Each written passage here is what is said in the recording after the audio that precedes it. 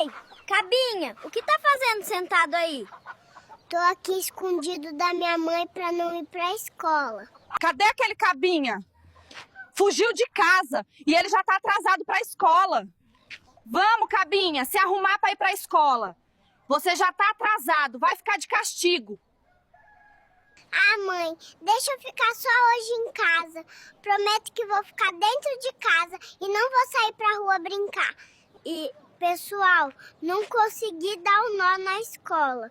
Logo hoje que eu ia jogar bola com os meninos... Ei, Cabinha, você não ia pra escola? Eu vim jogar bola. Não vai falar nada, seu fofoqueiro. Se o Cabinha não tiver ido pra escola, ele vai ver. Vai ficar de castigo 1 semana sem jogar bola na rua. Vou pegar aquele fofoqueiro. Ele vai ver. Foi me dedurar com a manhinha. Vou ficar de castigo 1 semana.